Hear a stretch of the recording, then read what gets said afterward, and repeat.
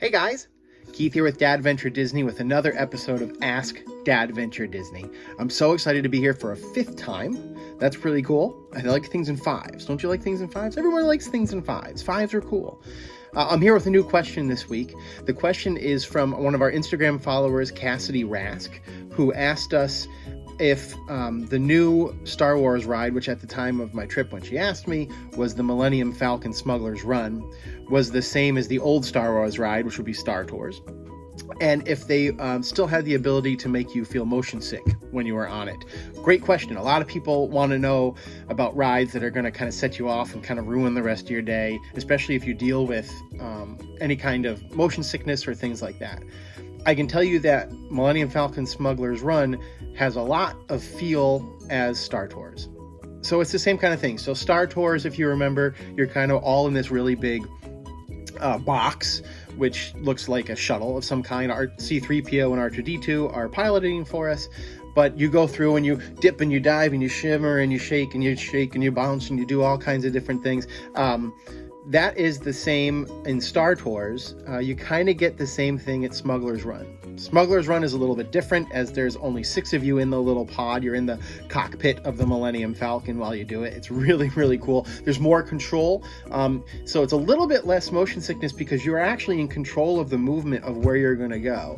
And the more that happens, it's kind of like when you drive a car. You don't tend to get as car sick as you do when you're in the passenger seat.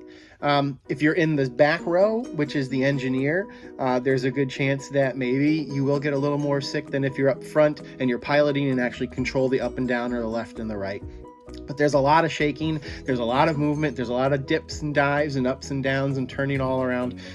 So yeah, there's a chance that you're going to get motion sick on it. Do I think that you shouldn't go on it? No, I don't. I don't like thrill rides. I am not the kind of person who likes a thrill ride. I'll tell you right now, I've never been on Tower of Terror. I've never been on the Aerosmith ride. I've never been on those rides that kind of make you feel really queasy. But I had no problem on Smuggler's Run. I went on it 5 times the first night that I was there. I went on it 3 or 4 times the next night that I went there. And it's fantastic to be able to kind of run into the single rider line and go on and ride it. It brings you on an adventure. As far as Star Tours, where you're kind of just along for the ride, Millennium Falcon Smuggler's Run, you are in charge of the action, like I said. So you're either a pilot or a co-pilot, which is a real fun. If you're the co-pilot on the right-hand side, you get to do the light speed motion, which is fantastic. I absolutely love that. I got to do that once, and it was great. The second seat back is the gunners, and you have buttons on the side. You have all kinds of lights and things and different things that you can click, and you click on the buttons and you can fire things as the gunner and shoot missiles and do all that. And then the third row is the engineer, and your job is to click any of the blinking lights that aren't working. Then you have grappling hooks that you're in charge of, and lots of different things. So you have these 3 different jobs, and there's 6 people that do these jobs. You kind of are much more involved. You are much more involved with the ride than you are on Star Tours. Star Tours brings you through lots of different things. You can go to lots of different planets. It's different every time you're on it. Millennium Falcon, not so much.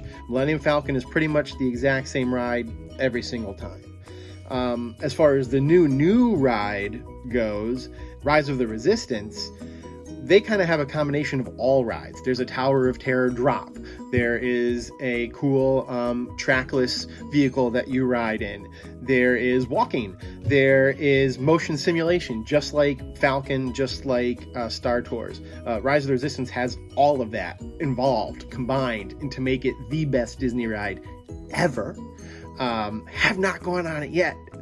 It opened like 2 weeks after our last visit, and it's killing me. And that will be the first thing. Let me tell you, the first day that I'm there, I will plan on going there and taking a ride on that one. But it combines all those different things, so you're going to have a chance for all that too.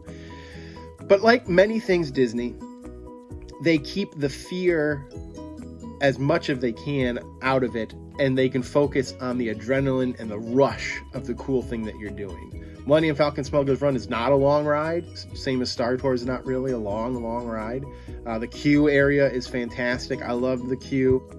But I would go single rider line if you can for Millennium Falcon, because you can just go right up the steps and you wait and you go in. The one thing with single rider line is that you kind of get thrown in to fill out the rest of parties. So they're letting parties of 4, parties of 5, parties of 3 come through, and they're filling it with the different single riders.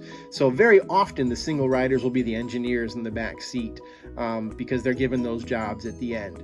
Once on the single rider line, I got to be the pilot because there was some kind of stall and they weren't letting the parties through, and the guy who was giving out tickets just did 6 single riders in a row, and I just happened to be the first one ready to go, and he handed me a pilot tag. So I got to pilot it. That was my chance, and I loved it. I went through the whole queue once, which took a while. It's a pretty long queue if you're waiting and waiting, and I got there and I was the engineer again. Same thing as I was with the single rider line. But I got to experience, I got to see Hondo talk, I got to see all of that. So I want to thank you again, Cassidy Rask. Thank you so much for asking the question. Anytime that you guys trusted me to ask me a question, it actually means a lot.